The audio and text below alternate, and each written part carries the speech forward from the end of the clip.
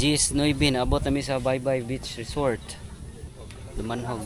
Ruwa ta kabos lungsod no. Wala. So, nagbayad pa sila dia guys og entrance fee.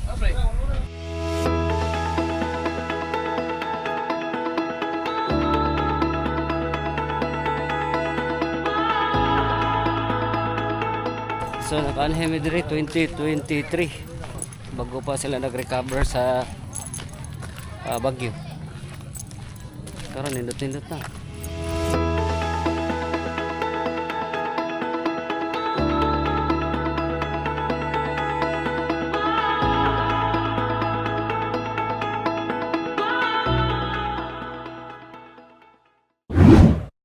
Una di ay. Richard? Ay.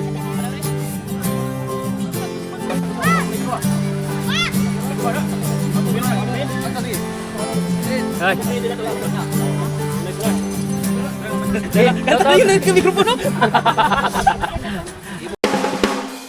Let us witness the flag racing. Sa banner sa Lantay. Muna itong official banner guys.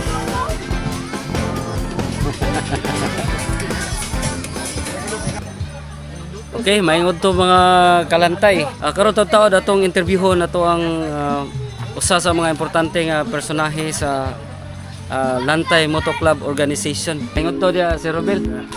Few questions regarding sa ato ang organization. Una, unsa magyud ni ang Lantay nga motorcycle club? Objective sa grupo. Kaning Lantay na buo gini siya panahon pandemic. Ang Lantay nga word, Lantay na tambayan. Literal nga Lantay. Literal nga Lantay gina siya. Sikat pa man itong mga Thailand sit-up sa mga motor. Oo, bitaw. Ang ganang tay dito nagikuha. Sumpay. Oo, motor giingong Lantay nga Thailand. Gikan na siya sa root word nga Thailand nga katong mga style sa mga motor nga gipang Thailand customize. sit-up ba? Oo. Yan sa may mga long term na to nga objective ba nga grupo. Kuha kita mga charity. Buhon. Mga mga long term objective na to. So, what makes karong Sandiha July 12 special sa tuang ride karon? Celebrate ta sa 7th anniversary sa anniversary Lantay. sa Ito katuig na siya. Moto Club. Since gitugod ni siya July 8, 2019. Dako gyud kayo kuan impact na sa atong mga membro karon mo nga gamay ra ko nabantayon sa GC pero daghan ang nanunga. Sekreto Sekreto ra dai kay sa tawag na dunda say meaning sa dila ang event karong adlaw. How does the Lantay Motorcycle Club promote responsible driving? Basic lang sa so buhon magkuan na mga seminars.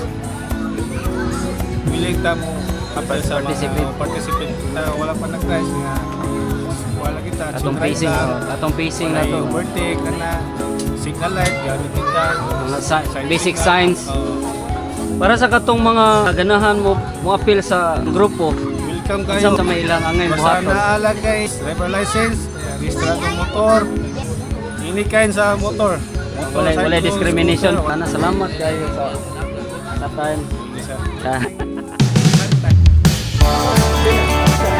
So dako kay natong pasalamat guys sa mga responses ni Sir Robel ang atong presidente. Atong ipakita ang Lantay Moto Club. Doon na natin mga elected yun yung mga officers. So ana na magsugod niya mahimo legitimize gyud atong organization po. So usa sa mga officers atong unahon si Sir Robel. Mo man ato ang president and then atong vice president Ben Basalo. Ben Basalo. So mo ni atong vice president. Unsa position? Marshall. Marshall. Marshall na to. Si Sir Ruel. Hilton. Ang uban guys, to dito nagluto. Sige, salamat kayo sa atong mga officers. Hinaot ang in the near future, mulambo ginatong organisasyon nga mo-engage niya tag mga fundraising, mo-engage niya tag charity nga mga activities. Ang insurance para sa sa atong mga rides, no? Kaya di na tumay-bawaan ang ato ang panahon.